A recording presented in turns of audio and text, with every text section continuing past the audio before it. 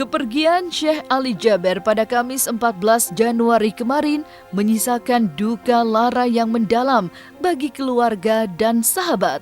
Lahir di kota Madinah 3 Februari 1976, Syekh Ali Jaber dikaruniai ilmu yang tinggi hingga ia mampu menghafal Al-Quran sebanyak 30 juz di usia 10 tahun.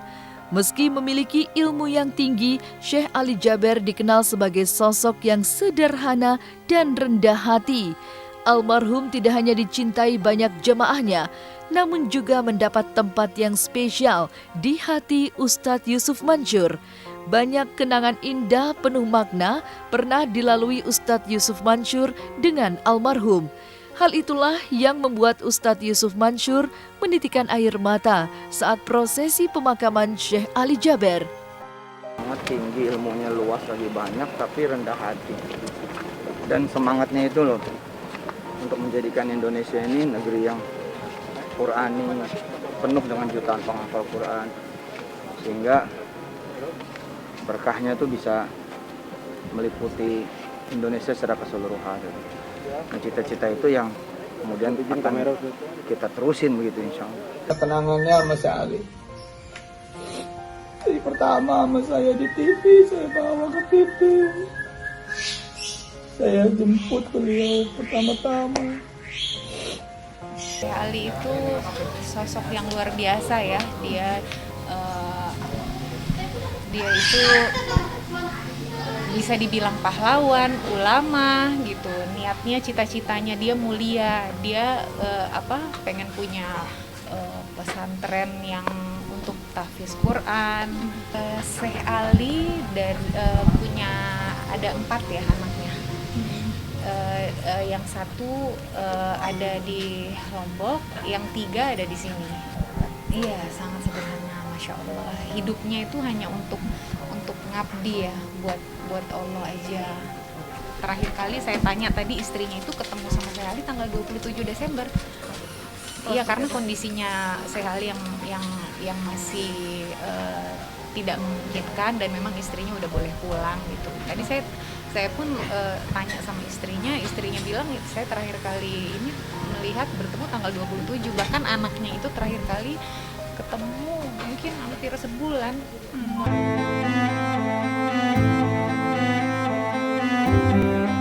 Selain Ustadz Yusuf Mansur yang memiliki kenangan indah bersama almarhum Syekh Ali Jaber, kesaksian Ustadz Abdul Khair, salah satu sahabat dekat almarhum pun jauh berbeda. Seperti yang diketahui, hubungan Ustadz Abdul Khair dan Syekh Ali Jaber telah terajut selama 4 tahun belakangan ini. Keduanya pun kerap berdakwah bersama dalam acara maulid dan juga aktif dalam Yayasan Anak Tunanetra Muslim Indonesia. Bahkan menurut sang ustadz, Syekh Ali Jaber adalah sosok ulama yang selalu setia menghadiri undangan ataupun panggilan jemaahnya. Dan beliau luar biasa, seorang mujahid dakwah yang sangat luar biasa dan tangguh. Beliau itu adalah lahir di Madinah, tapi beliau ingin sekali meninggal di Indonesia. Padahal beliau adalah lahir di kota Rasulullah SAW. Tapi beliau begitu cintanya sama Republik kita, sama negeri kita Indonesia ini. Sudah beberapa tahun yang lalu ya, mungkin sekitar 3 atau 4 tahun yang lalu, kita pernah berdakwah sama-sama dalam acara Maulid Nabi. Dan waktu itu beliau bersama Bapak Haji Andi Arif selaku ketua, yaitu Persatuan Tunanetra Muslim Indonesia. Dan kami diundang ke tempat itu untuk acara haul, yaitu kakak beliau. Beliau sosok yang alim, sosok yang sangat alim, seorang yang faqih, seorang yang berilmu, berkapasitas sebagai ulama yang memang luar biasa. Beliau ahli Quran, beliau sangat cinta kepada orang-orang yang tidak mampu, terutama para tunanetra.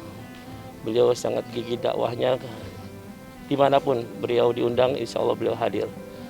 Dan beliau tanpa lelah dan tanpa melihat siapa yang mengundangnya. Saya selaku sahabat, selaku sadik atau yang sama-sama berjuang atau dalam dakwah tentunya sangat kehilangan, apalagi umat Islam Indonesia. Mereka sangat kehilangan.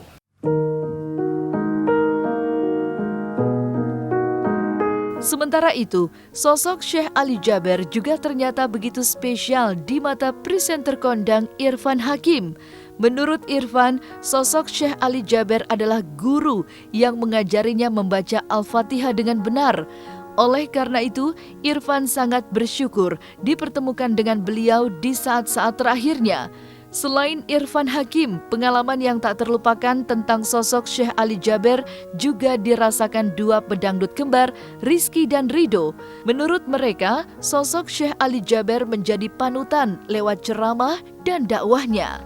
Itu diajarkan membaca surat Al-Fatihah dengan benar, itu tuh oleh beliau.